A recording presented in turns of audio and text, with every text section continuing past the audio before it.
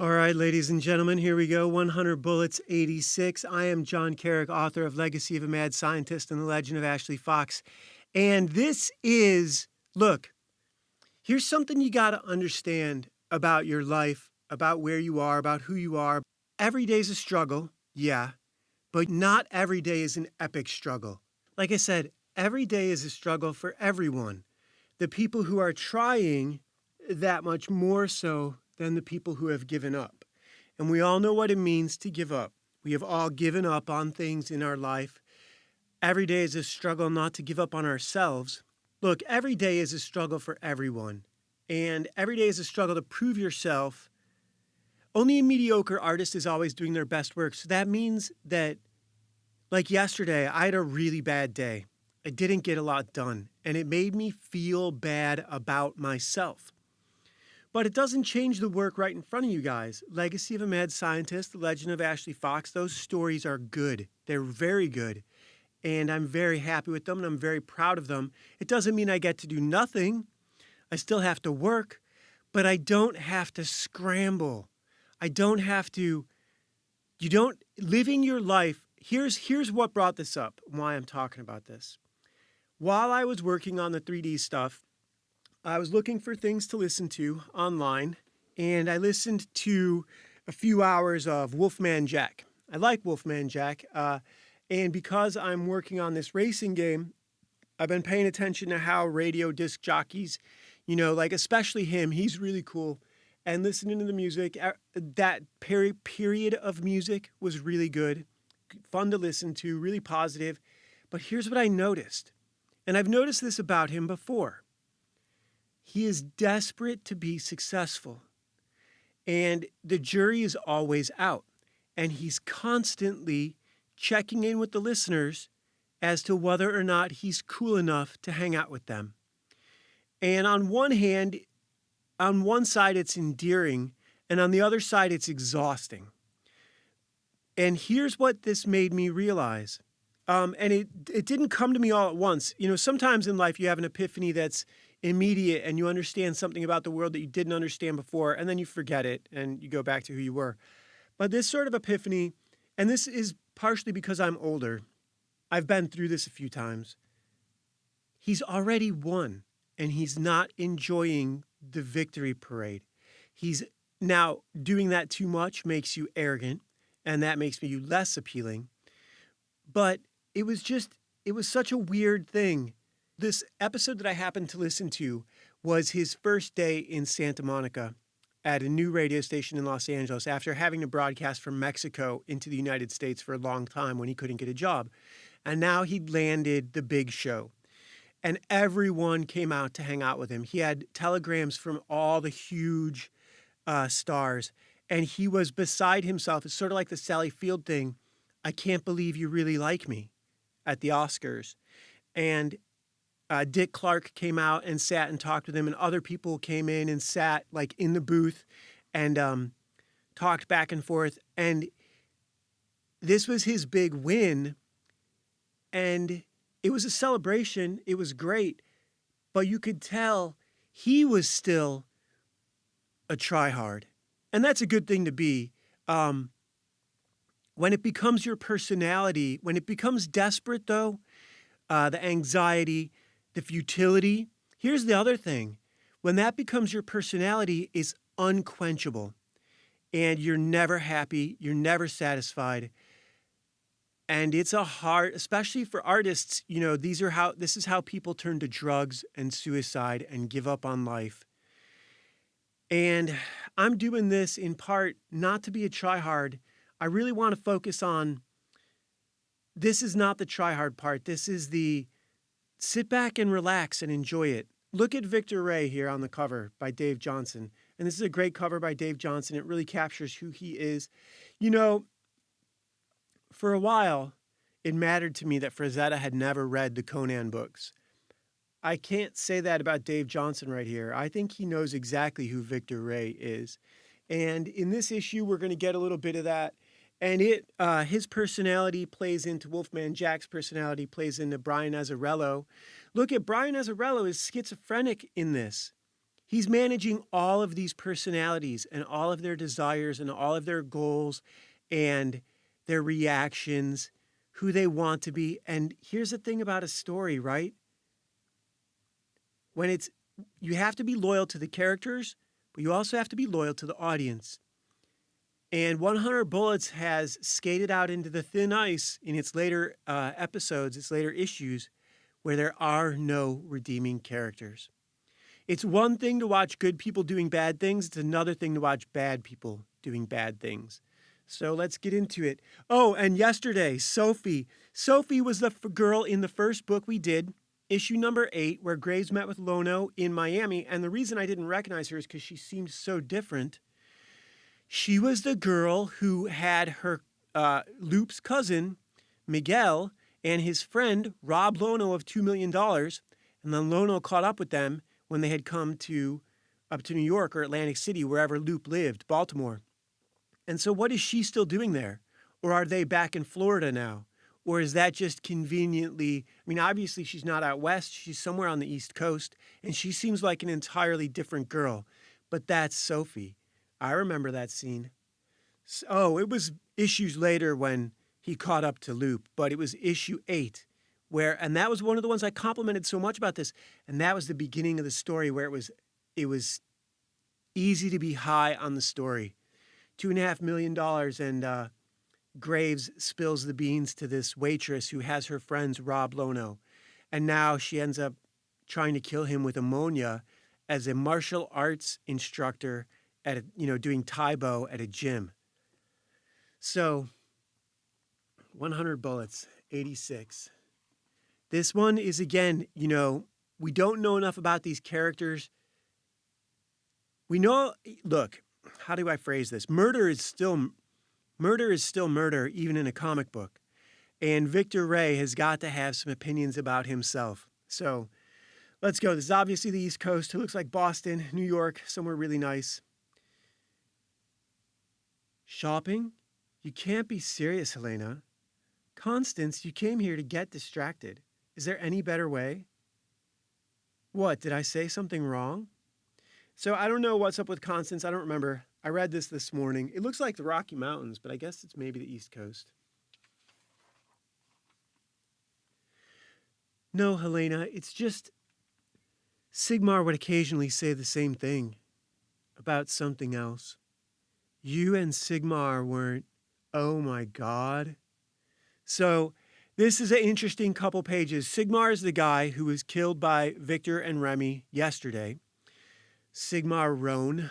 And look, all the trust, we've only got 14, 15 issues left, so that and there's only, 4 members of the trust left? Maybe 6? Anyhow, let me keep going. No, Helena, it's just Sigmar would occasionally say the same thing about something else. You and Sigmar weren't, oh my God. He was a very amorous man. I'll say. You two? Twice a year, give or take. It was nice to feel I had a leg up, or both, on that trophy wife. He was so horny. No, Con, a rabbit is horny. Sigmar was always in heat. Because of that, I think he learned his way around a woman. Around, down, up, behind. Did he ever? With his tongue? No other man ever has. That you didn't pay for. When you pay, you ask. Not the same thing. To Sigmar. I don't know what the fuck any of that means, but whatever. And his wonderful rigor mortis. You okay?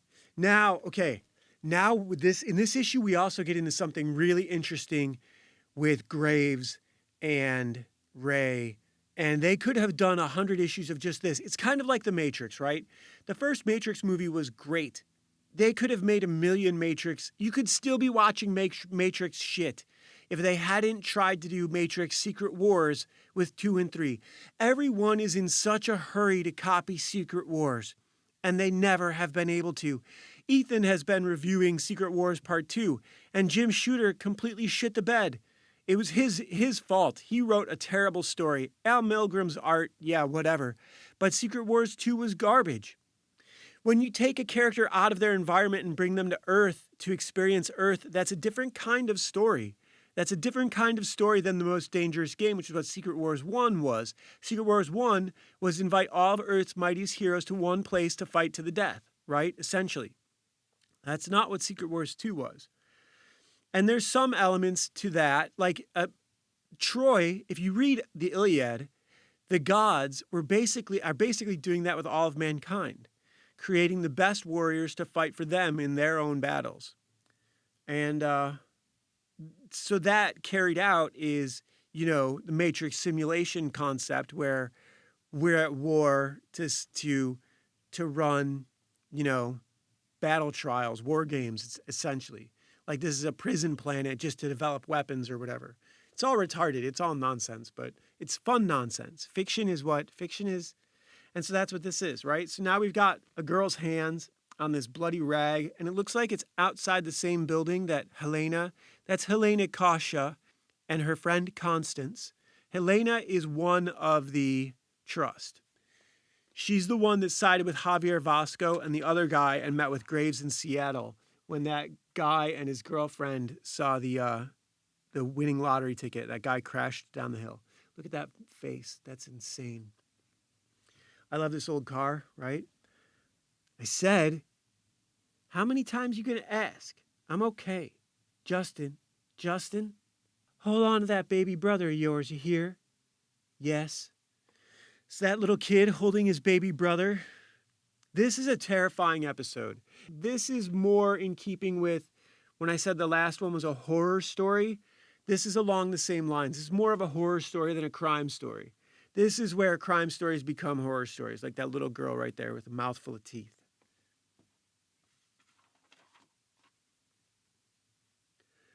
The youngest lottery winner in Colorado's history says he'll put the money towards his college education. So we are in Colorado, those mountains. I should have recognized that's a pretty iconic skyline, the Colorado Rockies right there, that I just saw on those last few pages and did not acknowledge. Let me read this again. The youngest lottery winner in Colorado's history says he'll put the money towards his college education. Any word on what he wants to be, Diane? If he's smart, it's retired. That's the news for tonight. From everyone at Aspen 11, good night. So we're in Aspen. We're not even in Boulder. We're in Aspen. Click. Nothing. I'll have another. Claire, come on. You've had 3. After what I saw today, I'm not stopping at 4 either. So we're in a, this is great. I remember this. South Pole Dancing Bar. And there's a cat up there on the sign. That's a great little bit of storytelling, right? If what you saw happened, why wasn't it on the news? Jesus Christ, a fat kid won the lottery. And, hey, man. Hey, scotch and soda. What's this? What you paid for? Bell Court, room 178. I spread around a lot of that tall paper you gave me. It's all yours. I got time for another. A quick one, but I'd say yeah. Can I ask you a question? Long as I don't have to answer. What is this to you? It's fucked. Seriously fucked up. Go home and retire kind of shit. Another one. That fucking twists a head. You want to believe that they're not animals, but I mean, we're mean. The best of us anyway. So now this is easier reading it the second time because I know what's coming. But for all you guys right now looking at this, it's just some gangster shit in a titty bar, and it doesn't mean anything. It has no consequences. And I think I didn't see any L cuts in this issue, which I like, but the sort of ominous scene, and this is important. You know something's going on, but you don't know what, and you get it all at the end. I don't know that this has more or less impact this way. I think maybe knowing this from the beginning, I don't know. It's how to tell a story, right? We're not talking about the story itself. We're talking about how to tell it right now. And you guys don't even know the story yet, so I should be saving this for the end. I know what I saw, Katrina. They were in the dressing rooms. trying on fours, like either of them old ladies had a fat chance of fitting into those. I brought them different sizes. So she's making fun of, Helena and Constance, who are not fours, but are like likely sixes or eights. I don't know what exactly how women's stuff is measured, but obviously it's girth. And they were dead. So there we go. Helena and Constance shot dead in the dressing room. And a woman with this volume of money does not live her life that way. When she goes shopping, what she has happen is a series of designers show up at her house with trucks, with vans full of wardrobe from the newest designers. And she buys colors from a catalog. She doesn't even buy the samples sometimes. This isn't how it's done. But this is how you kill someone. See, this is a weird thing about this, right? And maybe it's because the world has changed between 2007 and 2025. But they've always had, people come to your house to deliver the rich people shit. The rich people don't go places. They have things come to them. That's why the Pacific Palisades was such a big deal that it burnt down. I can't believe they did that. And that was done. It wasn't accidental. I don't care what you say. The police came. We called them. They asked me questions. One of them was Helena Kasha. She must own every hotel in this city. Why isn't it on the news? You'll read about it tomorrow. How she died after a long battle with cancer or some other noble bullshit that kills the rich. What? I saw her dead. And I'm telling you how she died. How do you know how she died? I'm noble bullshit. You're half right anyway. Yeah, well, that's more than I'm used to being usually. Enough about me, though. These poor old rich dears. You the last to see 'em alive? Yeah. So, it was you who shot 'em. What? No. Sure. Last to see them alive, always the one that killed 'em. I wasn't the last. You tell the cops you were? That makes you a suspect. No, Jesus. They're just fucking with this girl. And it's hilarious. This is the exact kind of shit I would do to my little brothers and sisters. That's the exact kind of shit I would do in that situation. And it doesn't stop there either, right? So what? You were the first to see him dead? Yes. Again, that is not what you should admit to being. The second then, I was the second. There was a man after I found he was gone. I didn't talk to him. One of the other girls said he was just looking. Just what he looked like. He had on a Rockies cap, sunglasses, maybe a tracksuit and sneakers. He didn't look like anybody. He looked like everybody else. Sounds like a professional. Must be halfway to Kansas by now. No? You'd think. This is hilarious. And if you guys ever saw the movie Stander with Thomas Jane, where he plays a police captain who starts robbing banks during the apartheid in the 90s when they were having all those riots, and there was no police anywhere because they were all out at the front lines of the riots. And he noticed, he said, damn, you could just rob a bank. Oops. And so he started doing it. And when he came in to investigate the bank robbery, the girl said, he looked a lot like you, sir. It was hilarious. And it's based on a true story. It's not just a movie. What does any of this have to do with these murders not being on the news? Nothing. Everything. I gotta go. Thanks, by the way. For what? Right. See you next time. We've dealt with each other what? On 4 or 5 occasions. Yeah, I'm always surprised you make it to the next one. You never answer me. What's this grisly shit to you? Sometimes folks ought to get as good as they give. Isn't that saying supposed to go the other way around? What saying? You want another? I do, but I'll pass. I got a problem I gotta fix. I'm buying. Another drink, maybe your problem goes away. Not this one. Been tearing me up all day. Maybe you got to look at it. This is now, see, you guys still don't know what's going on. And this is ominous because of this look on Vic's face. But it's more ominous than that. I mean, it's ominous because we know Vic's history. But for us reading this comic right now, for Wolfman Jack, whatever you got going on in your life, right now is the happily ever after. Right now, it's all okay. That next glass of orange juice, next time you have pizza with your friends, just remember, that's as good as it gets. And it doesn't have to get that good again. So enjoy every minute. Enjoy every sandwich, as they say. Because when I turn this page, I can't turn it back. And if you don't want to have your head fucking wrecked by this story, turn this video off right now. I'm warning you. I'm not going to show anything grisly, but what I'm about to read to you is going to fuck you up for maybe a day, maybe a minute, maybe a week, maybe not at all. I don't know how long it'll fuck me up for, but it's significant. And it's significant because this is what 100 Bullets could have been from front to back. And I think I'm thanking God it's not. This is Last House on the Left. Let me put it that way. Was on the news. Stefan, please tell me it isn't dead. Shit. No. I'm sorry, Rihanna. No. It's my baby. I know, darling. I know.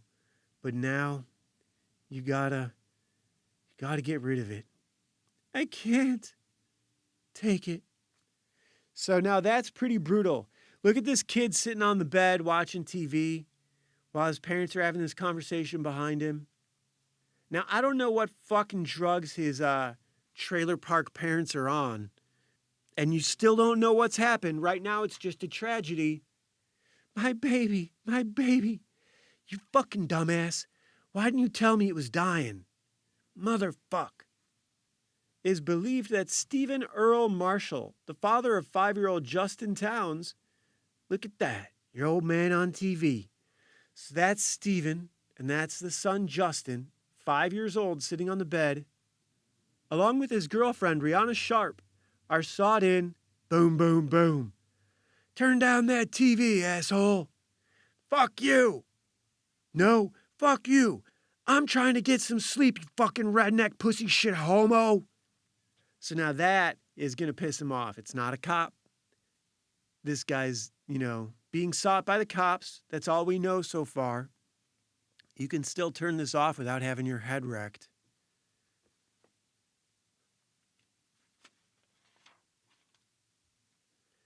You want to sleep? I'll put you to schmack. What authorities are calling the most brutal homicide in Aspen's history. Marshall had been involved with Tamara Towns, Justin's mother, and who, according to neighbors, was the father of Tamara's unborn baby. So Justin's mom, this kid, his parents had split up, and dad is now dating the fat girl, Rihanna. Mrs. Towns' other children, a 1- and 3-year-old, were found dead in the apartment building washing machine. So Tamara had children presumably with someone else, Justin's younger brother and sister, or younger brother and brother, or younger sisters, doesn't say. The police found Mrs. Town in the bathroom of her apartment. She'd been stabbed multiple times, her abdomen cut open with a pair of scissors. Now, they would not announce this on the news. This is being read to us in a comic book. But so Justin just saw his dad killed with an axe by Vic.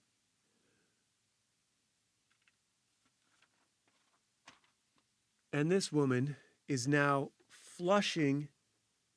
Is that what she's doing? Trying to flush a baby down the toilet? And her 8-month-old unborn child ripped from her womb.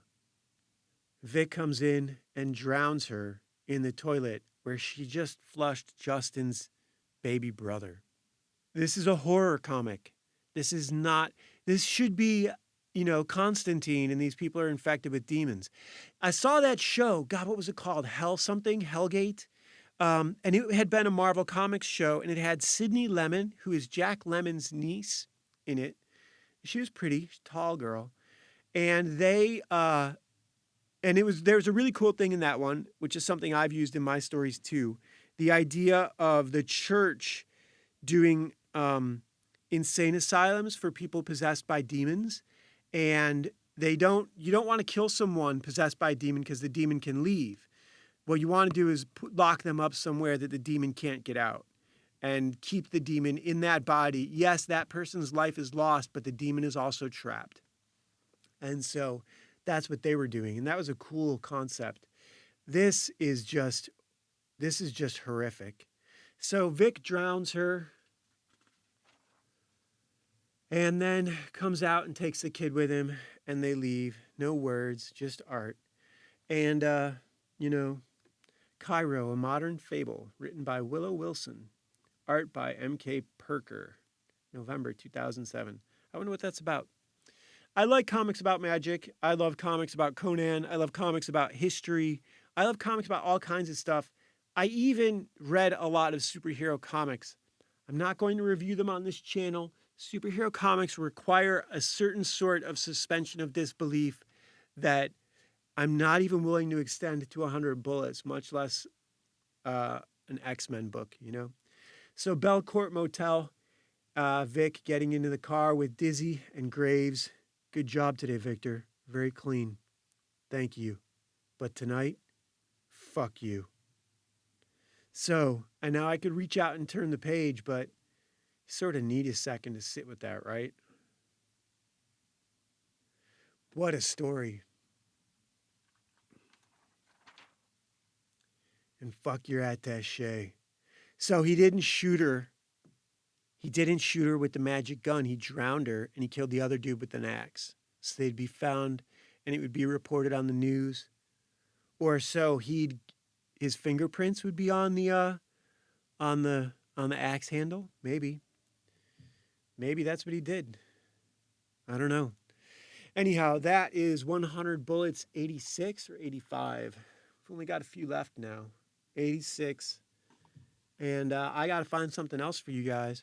I've been looking at the 3D stuff. I could show that off, I suppose. The important thing about this is to keep everything in perspective. This is the happily ever after, guys. Life is what you make of it. It's either heaven or hell. And it's all about what your brain tells you it's experiencing. Being patient is not suffering. Pain is not suffering. Imprisonment is not suffering. Suffering is something that your mind does to itself. It tells you you're not good enough and that all the kid stuff that doesn't go away as you get older. It goes away when you beat it, yeah, and it goes away if you have a nice bank account. It goes away when you accomplish enough. But that doesn't mean you get to quit. And the people who do quit suffer from quitting. Think about how hard it is when you've done something magnificent like 100 Bullets. Now you got to do something better than that. And that's where it really comes out, whether or not 100 Bullets was a fluke or whether or not you really are the man. Are you Elmore Leonard? Is that who you want to be? Banksy put up a really cool art recently, bit of art. I think it's in France somewhere, south of France. And there is a sort of one of those posts that you see on a sidewalk to stop a car coming up on the sidewalk. And he painted a shadow from it as a lighthouse.